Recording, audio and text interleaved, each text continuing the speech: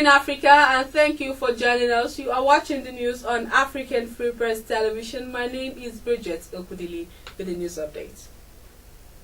Investigators at the Economic and Financial Crimes Commission on Monday said they had uncovered evidence showing how prominent politicians, mostly from the opposition's People's Democratic Party, allegedly shared 3.145 billion naira in the build-up to the 2015 presidential election.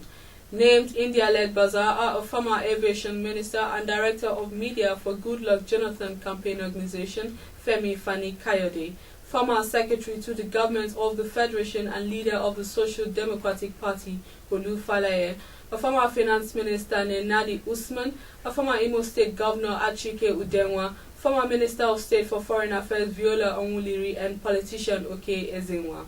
A source at the Anti-Graft Agency, who pleaded not to be named because he was not authorized to speak on the matter, told reporters the money was paid by the Central Bank of Nigeria into the account of the Ministry of External Affairs Library, from where it was moved into the account of a private firm, Joint Trust Dimension Nigeria Limited.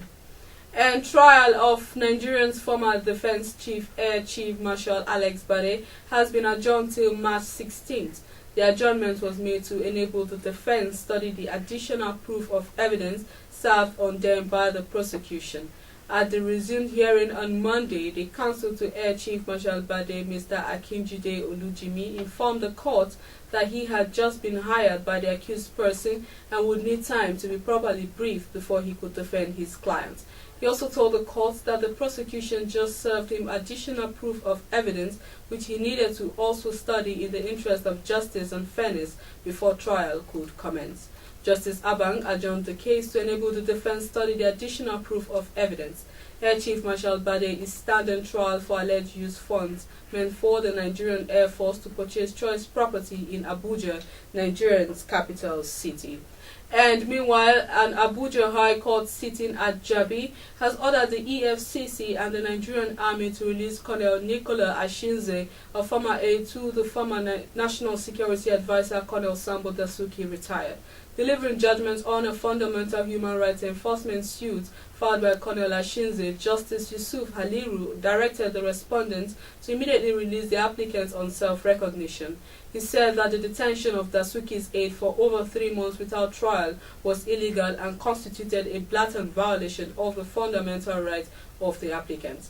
The court also ordered the immediate release of documents and items the Economic and Financial Crimes Commission (EFCC) seized from the house of the applicants. Justice Haliru, in his ruling on Monday, also advised both the EFCC and the Nigerian Army to behave responsibly and not to act as if Nigeria was still under military dictatorship. The former aide to Colonel Sambo Dasuki has been in detention since December 23, 2015. President Mohamed Buhari on Monday, March 14th, arrived Malabo, Equatorial Guinea, where he is expected to hold a meeting with President Obiang Nguema Mbasogo on measures to protect the people and resources of the Niger Delta and Gulf of Guinea. On arrival at the Malabo International Airport, Buhari was received by President Mbasogo of Equatorial Guinea, among other dignitaries. The president was accompanied to the country by the Minister of Foreign Affairs, Hajia Khadija Ibrahim, Governor of Kogi State, Yahaya Bello, Minister of Defense, Mansour Dan Ali, and National Security Advisor, Babagana Monguno. The former Nigerian Minister of Petroleum, Mrs. Yeziani Alison Madueke, has strongly stated that all transactions made during her tenure went through due process as against insinuations that she looted $20 billion.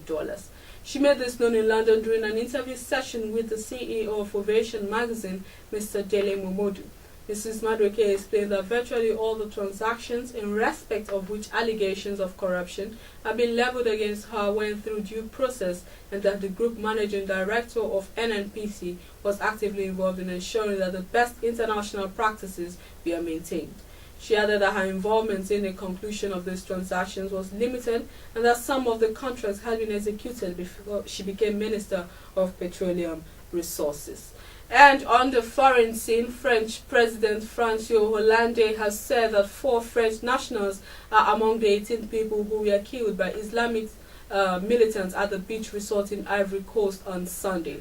Al-Qaeda in the Islamic Maghreb said it was behind the gun attack.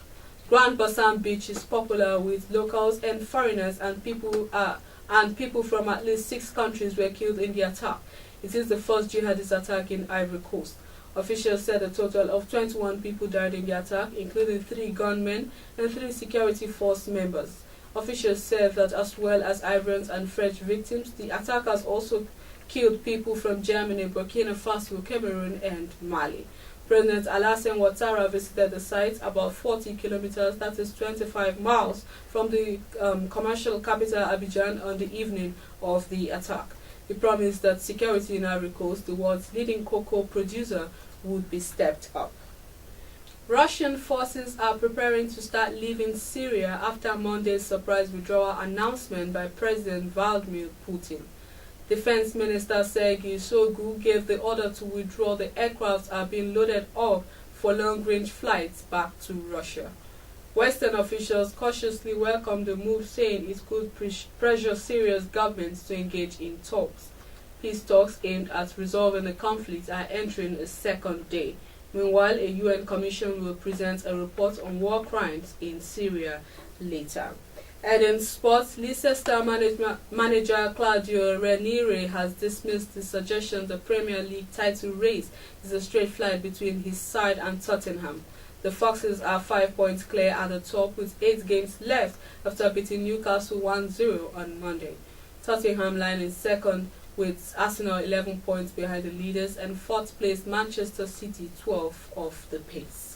And for more stories, please log on to our website at www.africanfreepress.com, like our Facebook page at African Free Press, follow us on Twitter at African Free Press, and don't forget to join in our discussions at African Free Press Forum and subscribe to our YouTube channel at African Free Press. My name is Bridget Okudili. Do have a good evening.